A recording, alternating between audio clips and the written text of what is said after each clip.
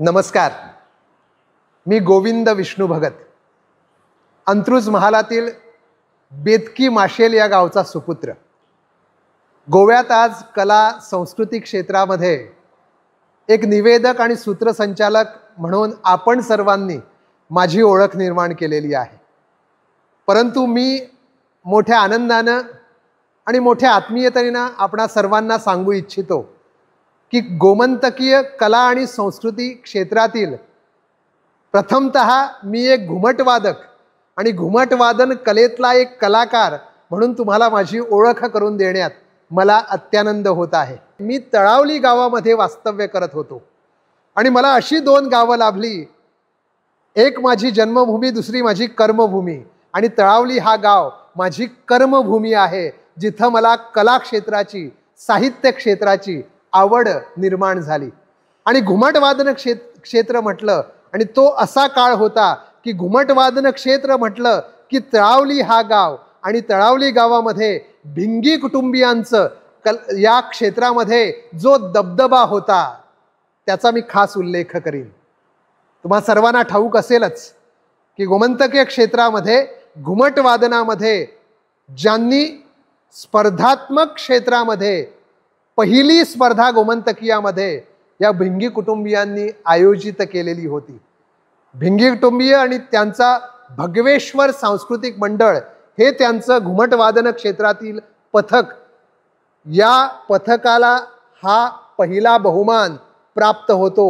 स्पर्धात्मक दृष्टिकोनातून गोमंतकामध्ये घुमटवादन ही कला जर कोणी त्या क्षेत्रामध्ये पहिलं पाऊल टाकलं असेल तर भगवेश्वर सांस्कृतिक मंडळ तळावली या पथकाला तो बहुमान द्यायलाच हवा.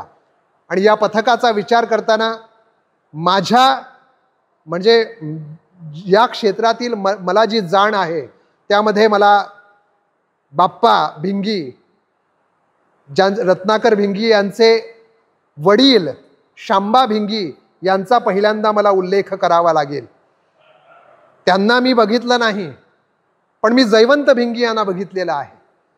जसे माझे काका रघुवीर भगत घुमटवादनाशी निगडीत आणि आयुष्य घुमटवादनामध्ये त्या क्षेत्रामध्ये काढलं, तसंच या गावामध्ये जयवंत भिंगी हे नाव मला प्रकर्षानं घ्यावंच लागेल आणि प्रमुखतः घ्यावंच लागेल.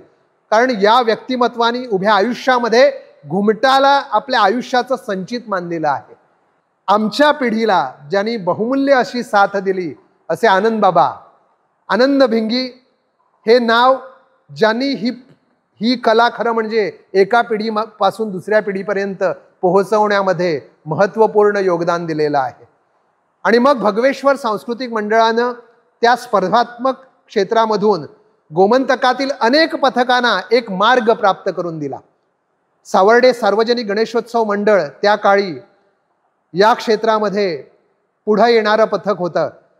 त्याचप्रमाणे ट्विंकल कल्चरल असोसिएशन खांडेपार हे पथक होतं, किंवा डोंगरी सारख्या भागातून येणारी पथकं होती. अशी जेमतेम 4-5-6 पथकं होती ज्यांनी या घुमटवादन क्षेत्रामध्ये स्पर्धा निर्माण करून एक या घुमटवादन परंपरेला एक नवा मार्ग दिला. आणि याच मार्गामधून मग खरं म्हणजे प्रेरणा घेऊन माझ्यासारखा एक कलाकार जो तळावली गावाशी जोडला गेलेला होता, भगवेश्वर करून प्रेरणा घेऊन, सावर्डे सार्वजनिक गणेशोत्सव मंडळाकडून प्रेरणा घेऊन, किंवा ट्विंकल कल्चरल असोसिएशन कडून प्रेरणा घेऊन, या 3 पथकांकडून प्रेरणा घेऊन माझ्या गावात सुद्धा एक आम्ही पथक निर्माण केलं, नवोदित सांस्कृतिक मंडळ बेतकी. आणि तुम्हाला सांगतो की आधी फक्त 7-8 पथकं, 10-12 पथकं या क्षेत्रामध्ये आपली कला पेश करायची. काय ते वातावरण होतं तुम्हाला सांगतो. पारंपरिक पथकांचं सादरीकरण कसं असावं याचा पायंडा भगवेश्वर सांस्कृतिक मंडळानं घालून दिला. त्यांनी सादर केलेली सुखकर्ता दुःखहर्ता ही आरती आम्ही नेहमी टी आरती म्हणून आमच्या पथकाला शिकवायचो. टी म्हणजे तळावली. कुठली सुखकर्ता दुःखहर्ता वाजूया तर आम्ही सिग्नल करायचो टी आरत. टी आरत म्हणजे भगवेश्वराची आरत. आणि त्या मग ते जे मुखडे वाजवायचे त्यांचं जे गाणं असायचं त्या अनुषंगानं आपण आरती आम्ही ती सुखकर्ता दुःखहर्ता सादर करायचो. त्यांची युगे 28 आरत किंवा आरती सप्रेम जय जय ही दशावतारी आरत ही माझ्या पथकातील प्रत्येक कलाकाराची सगळ्यात आवडती आरती आहे हे मी नमूद करू इच्छितो. सावर्डे सार्वजनिक गणेशोत्सव मंडळानं मंगेशा महारुद्रा ही आरती सादर केली, पण त्याला खरी उभारी दिली ती भगवेश्वर सांस्कृतिक मंडळाने. आणि ही आरती गोमंतकात सुपरिचित प्रचलित झाली भगवेश्वर सांस्कृतिक मंडळाच्या सादरीकरणातून.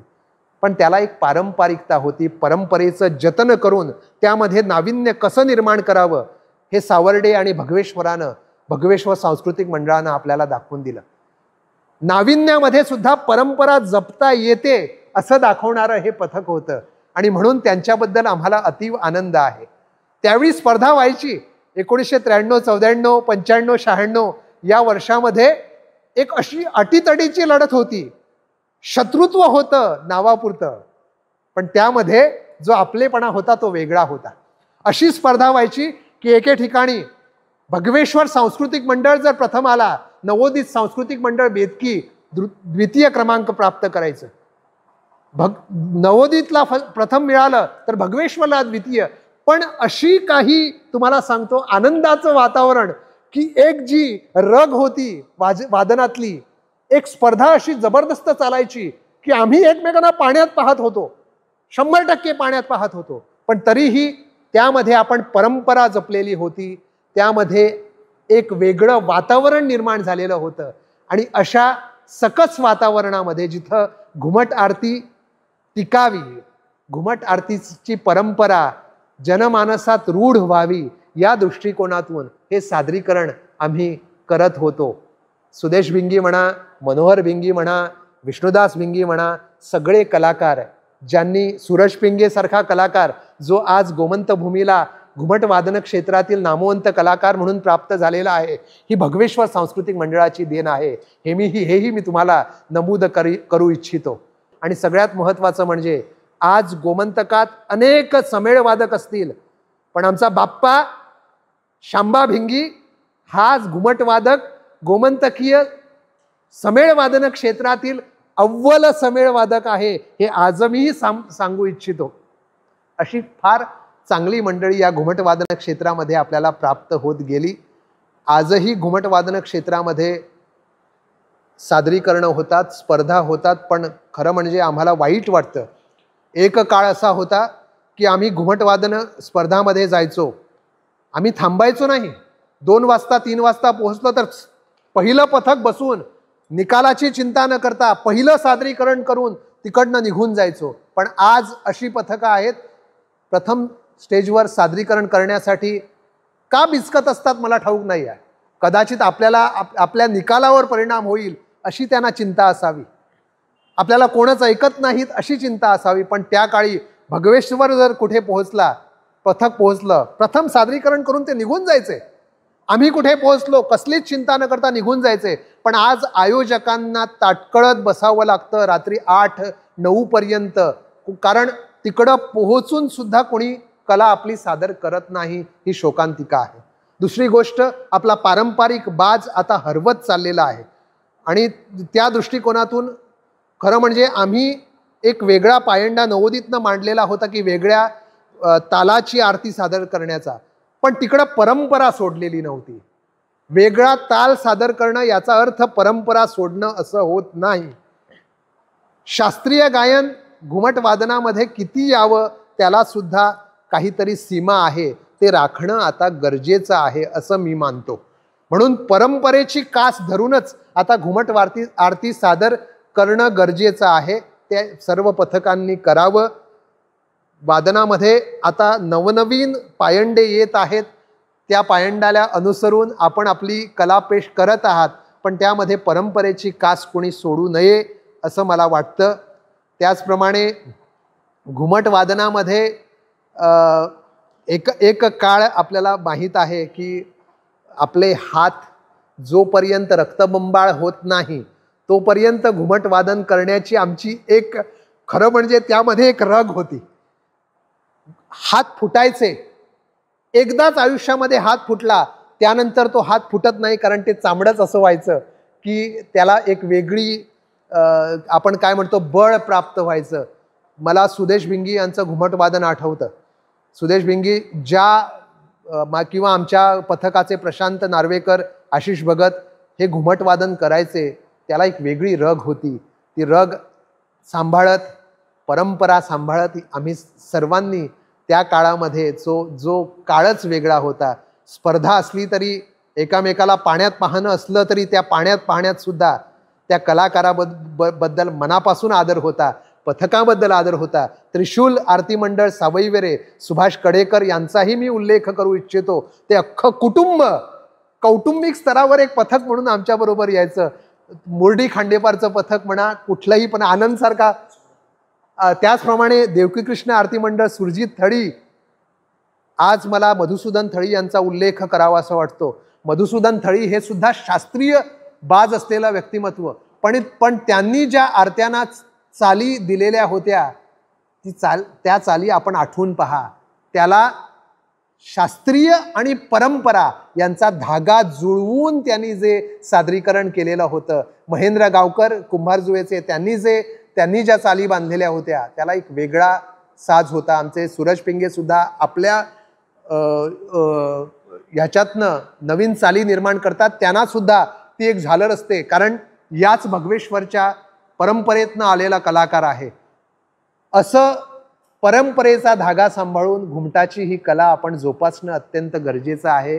आणि म्हणून आज या छोट्याशा माझ्या विवेचनातून घुमट वादनाची परंपरा पुढं जावी, कारण घुमट वादन कला आता कधीच मरणार नाही आहे. हे कालातीत गोष्ट आहे. कारण एक काळ असा होता की आपल्या भगवेश्वर कुटुंबियांच्या, भिंगी कुटुंबियांच्या घरात सुद्धा मातीच्या भिंतीला एक खुंटी असायची, लाकडाची. त्या खुंटीला घुमट लावलेलं असायचं. आमच्याही घरी एक खुंटी होती ज्याला घुमटं लावलेली होती. पण आता ती घरं नेस्तनाबूत झालेली आहे, कॉन्क्रीटच्या भिंती उभ्या राहिलेल्या आहेत. ती आता खुंटी कुठे गेली असा विचार आहे. पण मला ठाऊक आहे की गोमंतकात आज प्रत्येक युवकानं ती घुमटाला लागणारी खुंटी आपल्या हृदयाला अशी लावून घेतलेली आहे. आणि ते घुमट आज गोमंतकीयांच्या त्या हृदयाला लावलेल्या खुंटीवर विराजमान आहे. म्हणून ते कधीही मरणार नाही.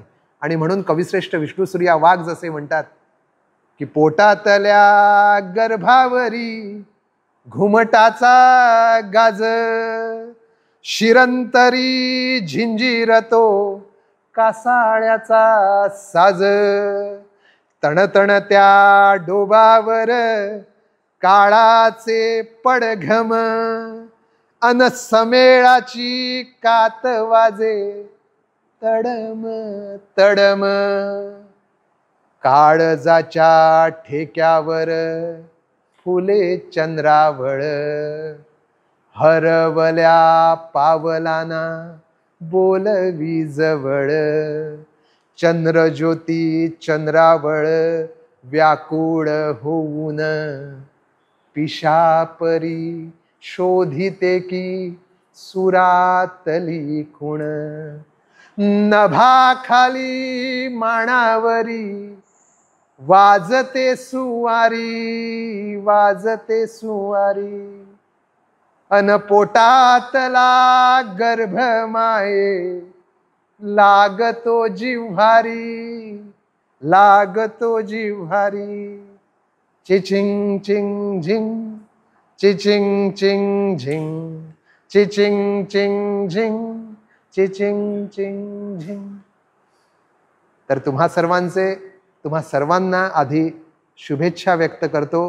आमचे आनंद बाबा यांची खास पुन्हा एकदा आठवण करतो, कारण आनंद भिंगे हे माझे शिक्षण क्षेत्रातले गुरुही आणि घुमट वादन क्षेत्रातील एक दिग्गज असं व्यक्तिमत्व.